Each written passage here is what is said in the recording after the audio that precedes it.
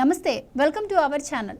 సొంత బాబాయినే హత్య చేశాడు అంటూ ఆరోపణలు ఎదుర్కొంటూ కోర్టుల చుట్టూ తిరుగుతున్న వారు ఒకరైతే, దళితుని హత్య చేసి డోర్ డెలివరీ చేసిన వారు మరొకరు. వీరిద్దరే ఇప్పుడు వైసీపీకి ప్రచారం చేస్తూ ఉన్నారు. మరి వీళ్ళని గెలిపిస్తేనే ఏపీ ప్రజలకు భవిష్యత్తు ఉంటుంది అంటూ ఒక పక్క జగన్మోహన్ రెడ్డి గారు చెప్తూ ఉన్నారు. మరి ఈ హంతకులే రేపు ఏపీ ప్రజలకు న్యాయం చేస్తారా? మరి రేపు ఎన్నికల్లో వీళ్ళని గెలిపిస్తే పరిస్థితి ఏంటి? ఇలాంటి విషయాలని తెలుసుకునే ప్రయత్నం చేద్దాం. మనతో ఉన్నారు senior political journalist Durga Kumar గారు. నమస్కారం అండి. నమస్కారం మా గోవర్ధన, మన వీక్షకులు కూడా నమస్కారం. సో నేను ఇప్పుడు చెప్పిన ఇద్దరు, అవినాష్ రెడ్డి గారు అలాగే అనంతబాబు గారు, సో వీళ్ళిద్దరూ కూడా వైసీపీకి ఇప్పుడు బ్రాండ్ అంబాసిడర్గా వ్యవహరిస్తూ ఉన్నారు.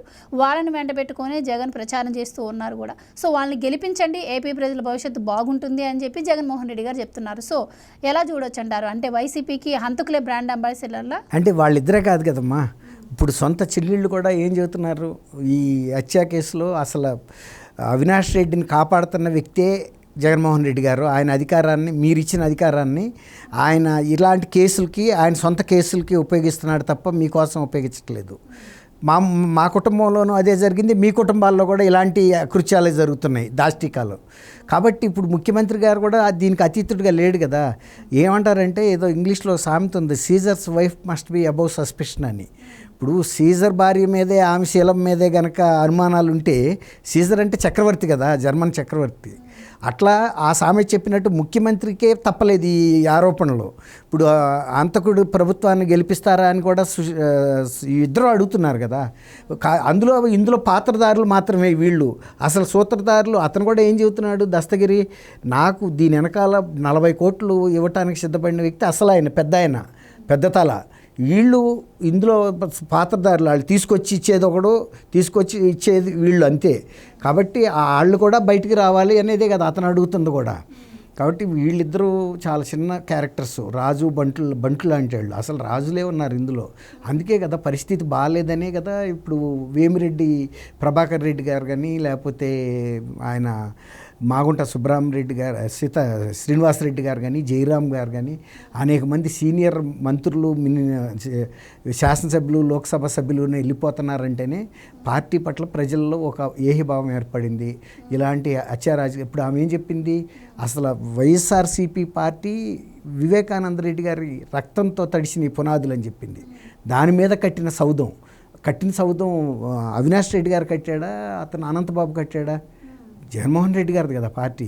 దాని పునాదులే కలుషితం అయిపోయినాయి. అంటే వివేకానంద రెడ్డి గారి హత్యతో అన్నప్పుడు నిజానికి ప్రక్షాళన జరగాలి కదా, పునాదుల నుంచి జరగాలి. ఏదన్నా కొత్తగా ఇంట్లో ప్రవేశం జరిగేటప్పుడు తెలుసో తెలియకో ఏదన్నా విషాదం జరిగితే ఎన్నో సంప్రోక్షణలు చేస్తారు. అలాంటిది మరి పార్టీ ఎంతో కాలం ప్రజలకి సేవ చేసి ప్రజల్లో మమేకం అవ్వాల్సిన పార్టీ పునాదులే రక్తంలో నుంచి కట్టుకొచ్చారంటే తెలిసే కదా, ఆయన రక్తం దాంట్లో పోసే కదా కట్టారు. మా బాబాయిని చంపిందే ఫలానాళ్ళు అని చెప్పిన వ్యక్తి వాళ్ళ చంపిన వాళ్ళు బయట వాళ్ళు కాదు, ఇంట్లో వాళ్ళు అంటే ఆయనకు తెలుసు కదా. ఆ రోజుకే తెలిసినప్పటికీ కూడా అది ఆయన ఆ పార్టీ ఆ వ్యక్తుల్ని సపోర్ట్ చేసుకుంటూ వస్తున్నాడంటే దాన్ని ఎందుకు ఉపయోగించుకున్నాడు ఆయన? తన అధికారంలోకి రావడానికి నా బాబాయిని చంపారనే సానుభూతిని ఉపయోగించుకున్నాడు. తర్వాత నిజమైన అంతకుల్ని బయటికి తీసుకురావడానికి ఆయన ఇంట్రెస్ట్ ఉందా? ఆయనకి తెలిసిన ప్రకారమైనా చంద్రబాబు గారు, లోకేష్ వాళ్ళని తీసుకురావట్లేదు. పోనీ లోకమంతా అనుకుంటున్నది జరిగింది అవినాష్, వీళ్ళందరూ ఉన్నారు. ఆల్రెడీ అవినాష్ తండ్రి జైల్లోనే ఉన్నాడు. ప్రైమా ఫేసి కేసు లేకుండా సిబిఐ లాంటి సంస్థ అరెస్ట్ చేసి లోన పెట్టదు కదా. పెడతానికి కూడా గౌరవ న్యాయస్థానాలు కూడా ఒప్పుకోవు కదా. ఏదే అని మీ నిరాధారమైన కేసు ఇది అని బెయిల్ ఇచ్చేస్తుంది కదా. లోన పెట్టారు, మధ్యలో ఇది ఇచ్చారు, దాన్ని ఏమంటారు, పెరోల్ ఇచ్చారు, మళ్ళీ తీసుకెళ్ళిపోయారు. మళ్ళీ ఈయన్ని కూడా టెక్నికల్గా అరెస్ట్ చూపించారు. అవినాష్ రెడ్డిది కూడా ఎక్కువ రోజులు పెట్టకపోయినా. మీరు చెప్తున్నట్టు అవినాష్ రెడ్డి మీద సొంత చెల్లెళ్ళే ఆరోపణలు చేస్తున్న పరిస్థితి. ఒక పక్క అనంతబాబు ఎక్కడికి వెళ్ళినా కూడా దళితులు తిరగబడుతున్న పరిస్థితులు కూడా మనం చూస్తూ ఉన్నాం. అయితే ఇప్పటికే డ్రగ్స్ కావచ్చు, ఎర్రచందన స్మగ్లింగ్, వీటన్నింటికీ కూడా వైసీపీ పార్టీ అడ్డాగా మారింది. అసలు వైసీపీ పార్టీ అంటేనే రౌడీల పార్టీగా ట్యాగ్ అయితే వచ్చేసింది. సో మరి దీన్ని ఎలా చూడొచ్చు అంటారు? అంటే ఇప్పుడు కాదమ్మా, అసలు ఫస్ట్ వైసీపీ పెట్టినప్పుడే ఏ నియోజకవర్గంలో అయినా చేరిన వాళ్ళంతా కూడా అంతకుముందు ఏదైనా రాజకీయ బ్యాక్గ్రౌండ్ ఉండి ప్రజలతో సేవ చేసిన వాళ్ళు కాదు. వాళ్ళు ఇప్పుడు మొన్న మంత్రిగా ఉన్న కొడాలి నాని అక్కడ దాన్ని ఏమంటారు, ఆ జ్యోతిగృహం నడిపాడు కదా గుడివాడలో. కొన్ని 3 రోజులు నడిపితేనే కొన్ని వందల కోట్లు వచ్చినాయి అంటున్నారు. అలా వీళ్ళందరూ కూడా సారాతోనూ ఇలాంటి జ్యోత గృహాలతోనూ ఇంకా చట్ట వ్యతిరేకమైనటువంటి వ్యాపారాలతో ఉన్నాళ్లే దాంట్లో చేరారు ఆ రోజున. వాళ్ళకి కావాల్సింది కూడా ఇలాంటి వాళ్ళే.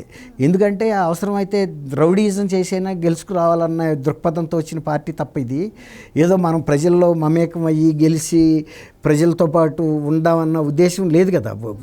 గెలవగానే కూడా ఆయన ప్యాలెస్కే పరిమితం అయ్యాడు. చేస్తుంది కూడా అన్నీ కూడా ప్రజలకు వ్యతిరేకమైన దందాలే.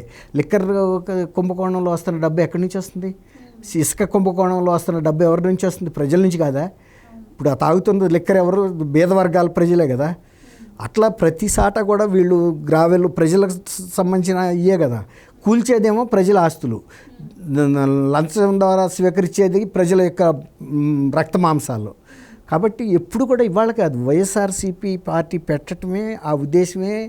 బాబాయ్ రక్తాన్ని ముందు దాంట్లో పోసుకుని పునాదులు వేసినప్పుడు ఇదేదో పవిత్రమైన పార్టీ అని ఎవరు చెప్తారో వాళ్ళే జరుగుతున్నాయి, వాళ్ళే రాజ్యం వెళ్తున్నారు. ఇప్పుడు ఎంతమంది దళితులు అతన్ని తిరగొడితే మాత్రం అతన్ని ఏమన్నా ఎమ్మెల్సీ నుంచి పదవి నుంచి తీశారా, పార్టీ నుంచి సస్పెండ్? పార్టీ నుంచి దూరం పెట్టినా కూడా ఆయనే యాక్టివ్గా ఉంటున్నారు. పార్టీలో దూరం పెట్టానని పైకి చెప్తుంది. ఆయన బస్సులో తిరుగుతున్నాడు కదమ్మా.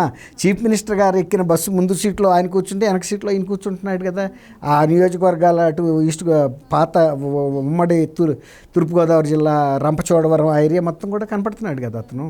తర్వాత పోలీస్ స్టేషన్లో కానీ అతను ప్రచారంలో కానీ ముందెత్తున తిరుగుతున్నాడు. పోలీసులు కూడా అతను గౌరవిస్తున్నారు. ఆయనకి సెల్యూటే చేస్తారంటే పోలీసులు, మరి ఆయన ఆ ప్రాంతానికి ముఖ్యమంత్రి కింద లెక్క. కాబట్టి ఉందే ఆ శక్తులు.